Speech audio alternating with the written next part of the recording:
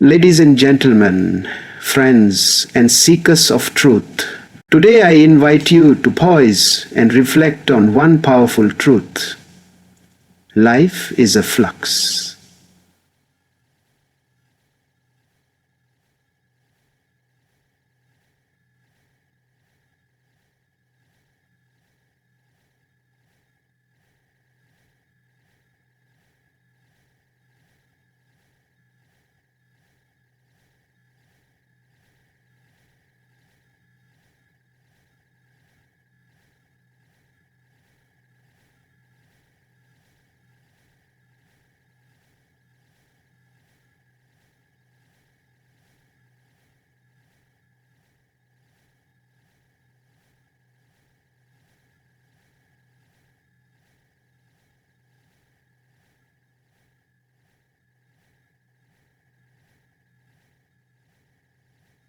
At the very heart of existence lies an undeniable truth.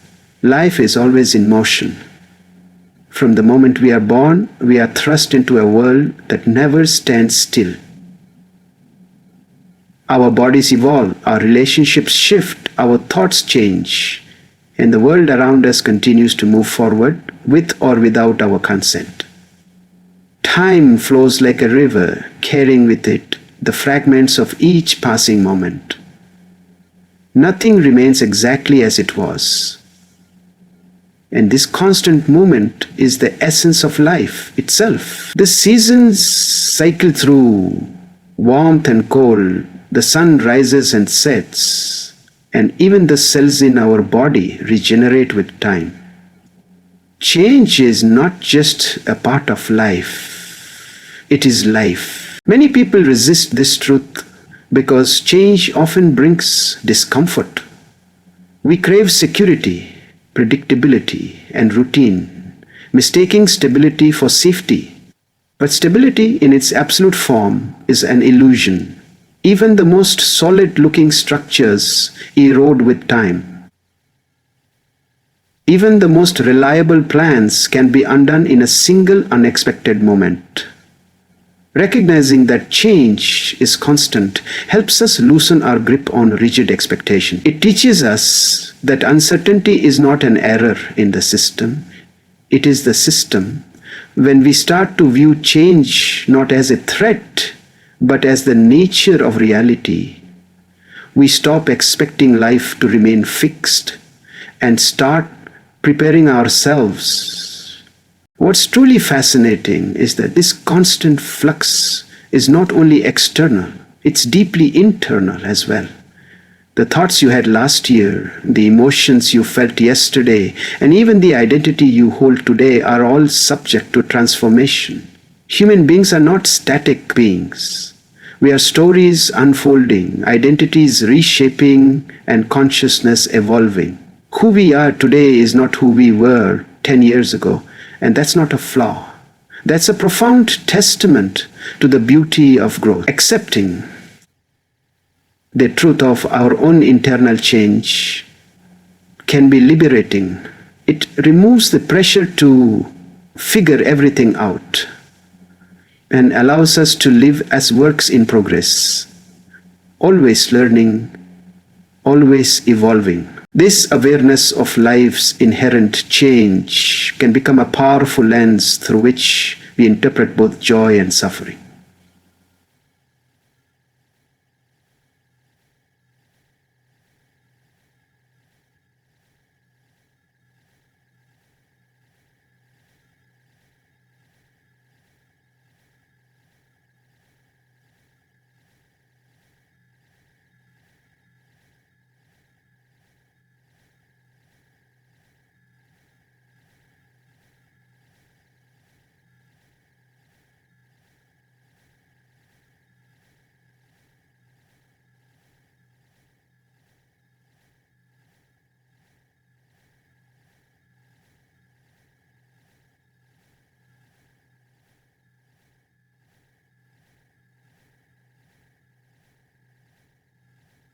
Life's ever-changing nature is not something to fear, but something to understand, respect, and embrace as part of the human experience. One of the deepest sources of human suffering lies not in what happens to us, but in how desperately we try to hold on to things that are meant to change.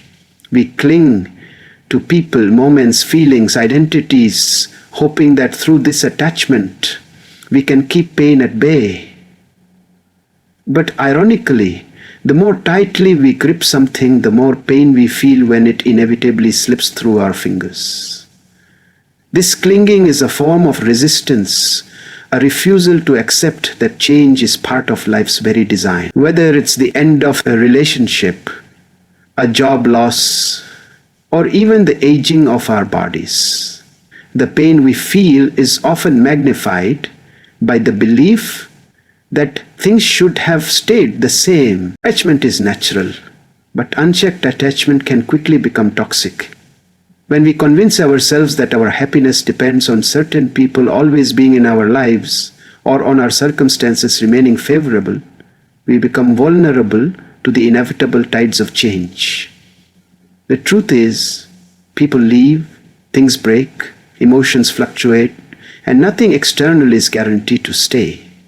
This doesn't mean we must learn to hold things lightly. Appreciating them while they are with us, without demanding permanence from what is by nature temporary, allows us to love. Our mental suffering often originates from a refusal to let go of a past version of ourselves or a situation that has already transformed. We look back at the way things were and wish we could go back.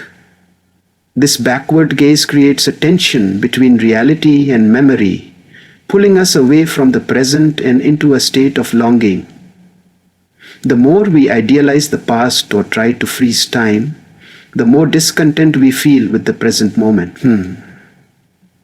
Letting go is not about forgetting or dismissing what mattered.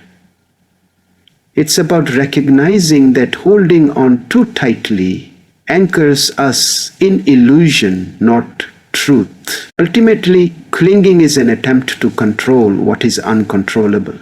We want certainty, and so we attach ourselves to routines, labels, and people as anchors in a stormy sea. But true peace doesn't come from trying to control the sea, it comes from learning how to sail. When we stop resisting life's natural changes and start trusting in our ability to adapt, we suffer less. We begin to understand that loss, change, and even endings are not betrayals. They are transition. By loosening our grip, we gain freedom.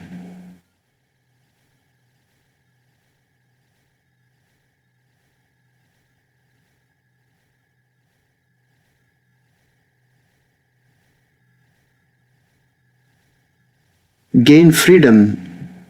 We allow life to move through us rather than trying to stop it. Change, though often uncomfortable and even painful, is the very soil in which growth takes root. If nothing ever changed, we would remain stuck in the same patterns, thinking the same thoughts, repeating the same actions, and living within the same limitations. Change disrupts our routines and challenges our perceptions.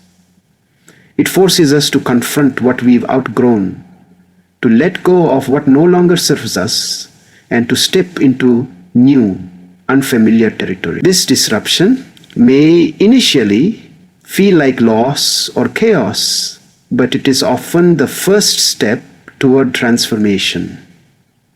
Like a seed that must break open to sprout, we too must go through periods of breaking in order to become something more. It is through change that we learn the most about ourselves. When life is predictable and stable, we may become complacent. We stop asking questions, stop taking risks, and stop evolving. But when something shifts, be it a job loss, a move to a new place, or the end of a relationship, we are forced to reevaluate who we are and what we want. These moments of transition create powerful opportunities for reflection and reinvention. So they shake us awake and invite us to look deeper, to understand ourselves not by the roles we play or the environments we inhabit, but by what remains when all of that is stripped away. In times of great change, we often discover strengths we never knew we had. We find resilience in the face of hardship, creativity when we are forced to adapt, and courage when we step into the unknown. Growth does not come from staying safe and comfortable. It comes from stepping outside of our comfort zones, even if we do so reluctantly. Painful experiences can become the catalysts for wisdom and empathy. Unexpected detours can lead to passions we never considered. Growth is rarely linear. It spirals, stumbles, and surprises us. But it is always rooted in movement. You understand the lesson of Prof. Part in growth. To fear change is to fear our own potential. If we avoid change, we avoid becoming who we're meant to be.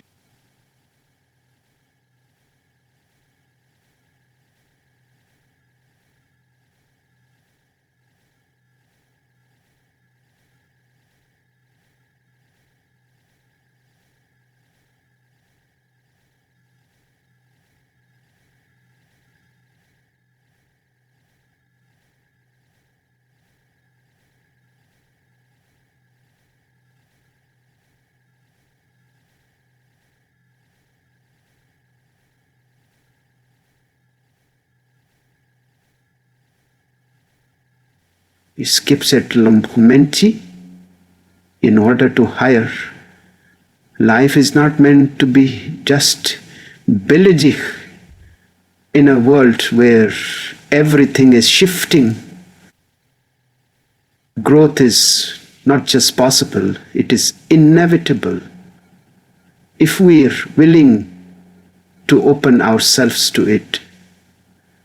By embracing change rather than resisting it, we participate actively in our own evolution. Impermanence is often viewed through the lens of loss, of people, places, moments, or emotions slipping away. But when we look more closely, we discover that impermanence is not only a reality to accept, but a truth that can liberate us. The fleeting nature of life, when fully understood, can shift our mindset from grasping to gratitude. Instead of trying to hold on to everything, we begin to cherish each experience for what it is, knowing it won't last forever. This awareness brings a sharper focus to our lives. Moments become more vivid, more sacred, more alive, precisely because we know they are temporary. There is a certain freedom in knowing that nothing is fixed, not our failures, not our successes, not our pain, and not even our identities. When we realize that everything is in motion, we stop being trapped by what happened yesterday. We stop defining ourselves by past mistakes or clinging to past glories. Instead, we begin to understand that each day is a new beginning. The weight of permanence lifts from our shoulders. We don't have to carry our past into the future if we don't want to.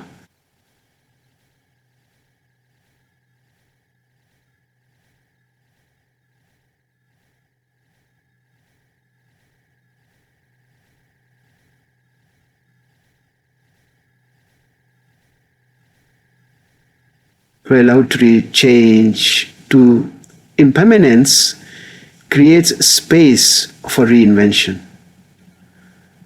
We don't have to carry our past into the future if we don't understand. Moreover, impermanence teaches us humility. It reminds us that we do not control the timeline of life. We cannot dictate when things begin or end. We can't force people to stay or prevent the seasons from changing. And in that surrender to life's flow, we gain wisdom. We stop demanding certainty, and instead we learn to live in wonder. We notice the subtle transitions, the way a smile fades, the way a conversation shifts, the way a tree changes from green to gold. These small, impermanent details suddenly feel like miracles because we no longer assume they will last. We begin to live with eyes wide open. Embracing impermanence also softens the edge of fear. Much of what we dread, loss, sadness, loneliness, is tied to a belief that pain will last forever. But nothing does. Even the deepest sorrow eventually changes shape. Even the heaviest grief lightens with time. This is not to say that wounds don't leave scars, but rather that the intensity of suffering is not permanent. When we internalize this truth, we gain courage to face difficulty with more resilience. We know that the night doesn't last forever, that after the fall there is spring, that nothing, no matter how unbearable, stays the same. And in that truth lies an unexpected and powerful freedom. In a world defined by unpredictability and constant motion, resilience becomes one of the most vital qualities a person can cultivate. Resilience is not about avoiding hardship or pretending everything is fine. It is about developing the inner strength to bend without breaking, to feel deeply without being destroyed, and to recover even when life knocks us down. It is the quiet force that allows us to endure chaos and come out of it not unchanged, but stronger, wiser, and more grounded. Just as trees grow deeper roots to withstand strong winds, human beings can grow internal resources that help them survive and even thrive through life's inevitable storms. Resilience doesn't mean denying emotion. In fact, resilient people are often those who allow themselves to fully feel the weight of their emotions, but are not defined by them. They process pain rather than burying it, and they learn from adversity instead of being consumed by it. When a major life change occurs, like the loss of a loved one, the end of a dream, or a sudden health crisis, it is natural to feel shattered, but resilience allows us to gradually gather those broken pieces and rebuild. Each challenge faced becomes a lesson in endurance. Each wound becomes a part of our strength. Over time, we realize that suffering doesn't diminish us. It deepens us, making us more compassionate, more empathetic, and more connected to others. Developing resilience is not an overnight transformation. It is a continuous practice. It begins with self-sequesterness, acknowledging when we are struggling and understanding what we need to support ourselves. It involves cultivating healthy coping mechanisms, whether that's seeking support, setting boundaries, reflecting through journaling, or nurturing our physical health. Resilience grows when we remind ourselves of our previous victories, of the moments when we overcame what once seemed impossible. Every time we get back up, no matter how long it takes, we are proving to ourselves that we are capable of more than we thought. Another key aspect of resilience is flexibility. Life will rarely go according to our exact plans. The people we expect to stay may leave. The opportunities we worked for may fall through. The identity we've clung to for years may no longer fit. If we are rigid in our thinking, we break under pressure. But if we can adapt, if we can shift our mindset and find a way forward through new paths, we stay afloat. Flexibility doesn't mean abandoning our values. It means being open to different outcomes. It means recognizing that sometimes the story doesn't go the way we wrote it. But that doesn't mean the story is over. Resilience is the quiet, persistent belief that we will find our footing again, because we always have and we always will. In a world where everything is constantly changing, it may seem impossible to find peace. We are surrounded by motion, people rushing through life, goals pulling us forward, unexpected events sweeping us off course. But even within this whirl of external activity, there exists the possibility of internal stillness. This stillness is not the absence of movement, but a deep inner calm that remains grounded even as the world spins. It is the eye of the storm, the place within us that does not panic or flee, but simply watches, breathes, and holds steady. Cultivating this space of quiet in a noisy life is both a spiritual practice and a psychological necessity. True stillness doesn't mean withdrawing from the world or pretending that change doesn't affect us. Rather, it means developing the ability to observe our circumstances without immediately reacting to them. It means pausing before responding, listening before judging, and grounding ourselves in the present moment before becoming swept away by fear, desire, or anxiety. When we practice stillness, we create room between stimulus and response, a space that allows for conscious choice rather than impulsive reaction.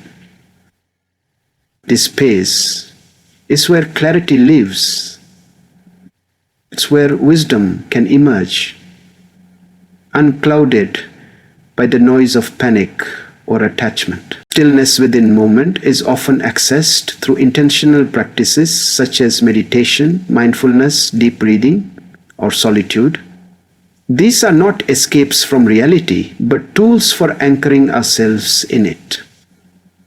When we return to the breath or the body, we remind ourselves that while everything outside us may be uncertain, the present moment is always available.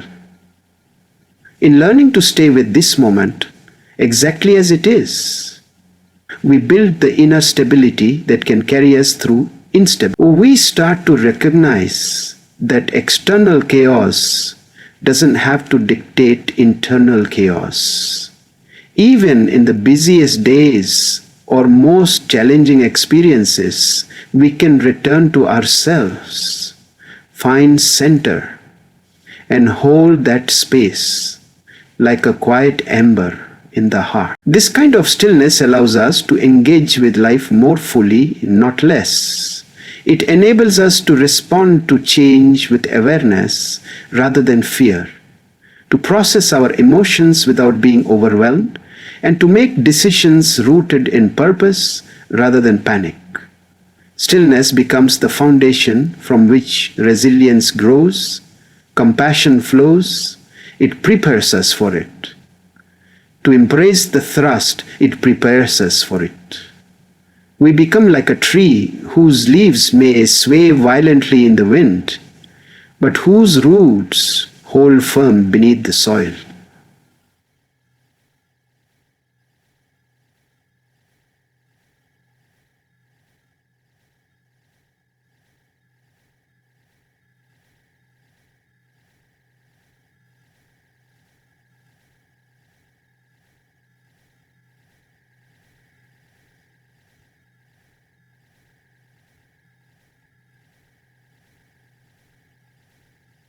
A meek, whose love, support, calm. When we stop resisting change and begin to embrace life's flux something remarkable happens. We begin to live more authentically. Much of our inauthenticity stems from fear. Fear of change, fear of judgment, fear of losing control. In trying to maintain a fixed image of who we think we should be, we often silence our true desires, suppress our evolving beliefs, and remain trapped in roles that no longer reflect who we are. But life does not ask us to be rigid. It invites us to evolve, to listen closely to our inner shifts, and to let go of outdated versions of ourselves.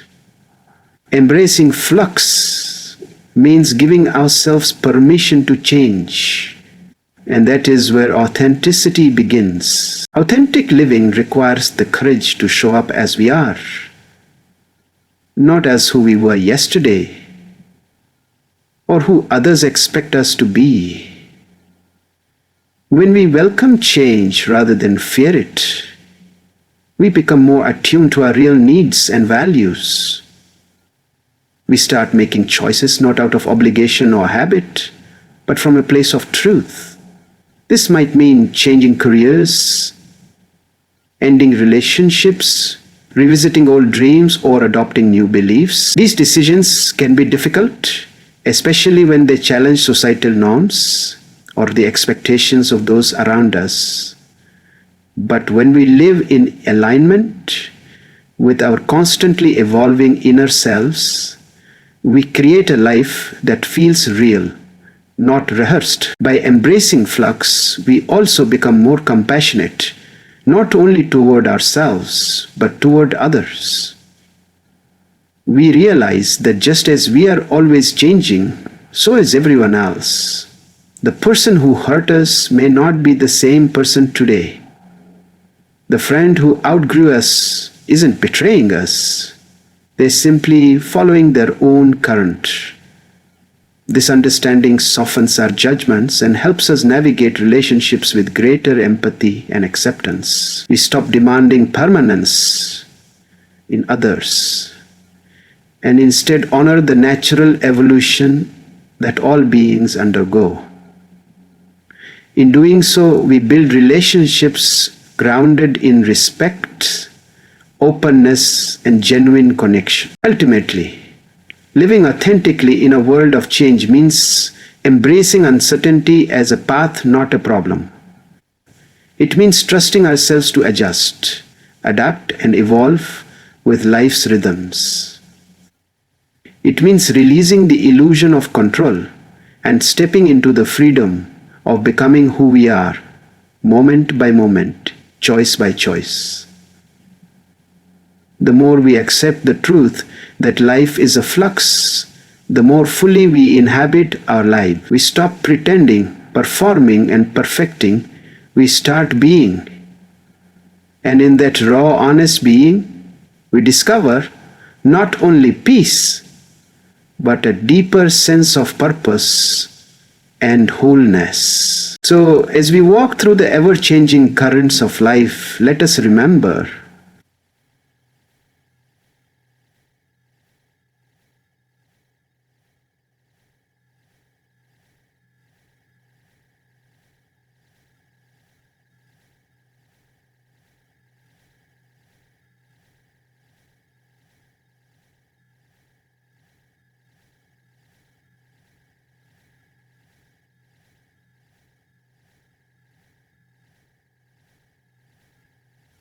when we stop resisting the flow and start moving with it, we uncover resilience, we find peace in impermanence, and we begin to live not from fear but from truth. We uncover in evidence when we see the true form of a Manuan. Let us not wish for a life of still waters, untouched by waves, but rather for the strength to navigate the tides with grace and courage. Let us meet each transition not with dread, but with curiosity. And above all, let us embrace the beautiful truth that in the dance of change, we don't lose ourselves. we find ourselves. Thank you.